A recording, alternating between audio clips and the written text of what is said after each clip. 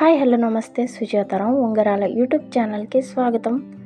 మామూలుగా మనం మామిడికాయని చూస్తుంటేనే నోరు ఊరిపోతుంది కదా, వెంటనే ఆ మామిడికాయని తినేయాలనిపిస్తుంది.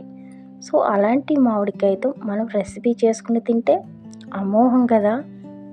ఇక ఆ రెసిపీ అయిపోయే వరకు వదిలిపెట్టాం. సో ఇక మరి లేట్ ఎందుకు, మనం మామిడికాయ రెసిపీ చేసేసుకుని ఎంజాయ్ చేసేద్దాం. నేను ముందుగా ఒక మీడియం సైజ్ మామిడికాయ తీసుకున్నానండి. మీడియం సైజ్ మామిడికాయకి ఒక కప్పు కందిపప్పు, అలాగే హాఫ్ కప్పు పెసరపప్పు అండ్ 2 పచ్చిమిర్చి తీసుకున్నాను.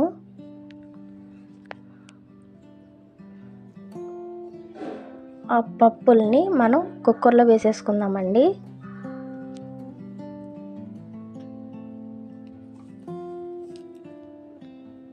కుక్కర్లో వేసేసుకుని ఒక 2 టైమ్స్ వాష్ చేసుకుందాం.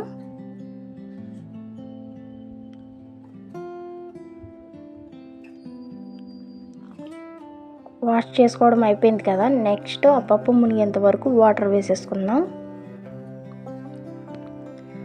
అలాగే అందులో మనం తీసుకున్న మామిడికాయ చిన్న ముక్కలుగా కట్ చేసుకుని కుక్కర్లో వేసేసుకొని కుక్కర్కి మూత పెట్టేసి స్టవ్ వెలిగించి స్టవ్ మీద పెట్టుకొని విజిల్ కూడా పెట్టేసి ఒక 2 విజిల్స్ వచ్చేంత వరకు ఉడికించుకుందామండి.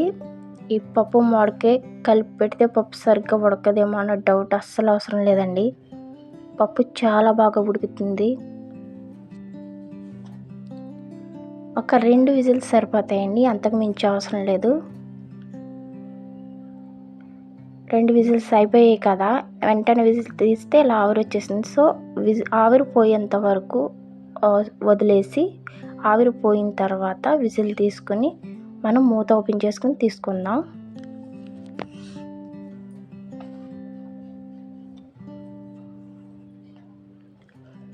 చూసారు కదా పప్పు మామిడికాయ ఎంత బాగా ఉడికిపోయిందో. ఇలా మెదుగుతుంటేనే పేస్ట్ కింద అయిపోతుంది కదా.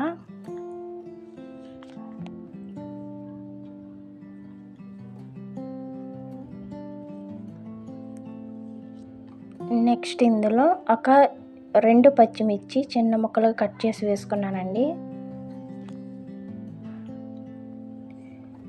1 టేబుల్ స్పూన్ సాల్ట్ వేసుకున్నాను. ఒకవేళ సరిపోతే కనుక మీరు చూసి అడ్జస్ట్ చేసుకోండి. అలాగే హాఫ్ టేబుల్ స్పూన్ కారం వేసుకున్నాను. నెక్స్ట్ ఈ పప్పు టైట్గా ఉంది కదా, దాన్ని మనం పలుచగా చేసుకున్నాం అన్నమాట. పప్పు పలుచగా ఉంటేనే బాగుంటుంది కదండి.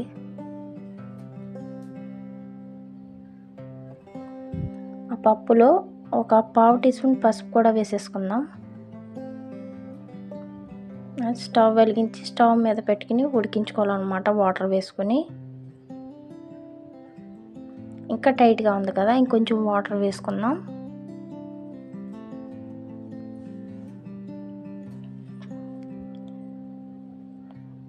ఇక సరిపోతాయండి.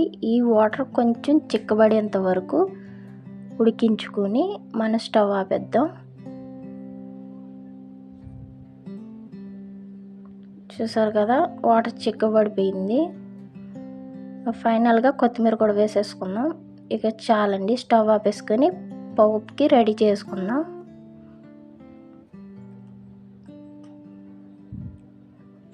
మన పోపు వేసి గిన్నె తీసుకొని స్టవ్ వెలిగించి స్టవ్ మీద పెట్టుకొని ఒక 2-3 టేబుల్ స్పూన్ల వరకు ఆయిల్ వేసుకొని అందులో ఒక 10-15 వెల్లుల్లి రెబ్బలు వేసుకున్నాను. పప్పులోకి వెల్లుల్లి రెబ్బలు ఎక్కువ వేసుకుంటే బాగుంటుంది, పట్టు తీసుకుని వేసుకోవాలండి. అలాగే అందులోకి ఒక హాఫ్ టేబుల్ స్పూన్ ఆవాలు, అలాగే హాఫ్ టేబుల్ స్పూన్ పట్టు మినపప్పు వేసుకున్నాను. పప్పులోకి పట్టు మినపప్పు చాలా బాగుంటుందండి. అలాగే ఒక హాఫ్ టేబుల్ స్పూన్ జీలకర్ర కూడా వేసేసుకున్నాం.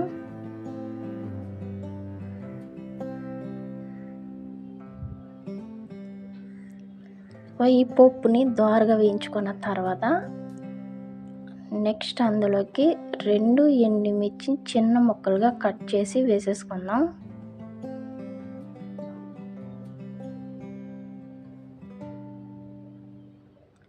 ఎండుమిర్చి ముందుగా వేసినట్టయితే మాడిపోతాయండి, అందుకే కొంచెం పోపు వేగిన తర్వాత వేసుకోవాలి.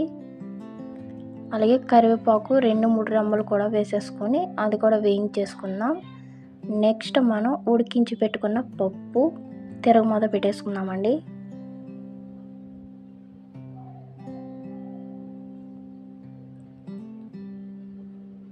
చూసారు కదా ఎంత స్పీడ్గా రెడీ అయిపోయిందో. ఉదయం లంచ్ బాక్స్లో కూడా చాలా స్పీడ్గా రెడీ అయిపోతుందండి. అలాగే చాలా బాగుంటుందండి. ఇలా కాంబినేషన్తో మీరు కూడా తప్పకుండా ట్రై చేసి చూడండి. మీరు కూడా ట్రై చేసి మీకు ఎలా కుదిరింది అనేది కామెంట్ బాక్స్లో నాకు తెలియజేయండి. ఇక మన పప్పుని సర్వ్ చేసుకుందాం.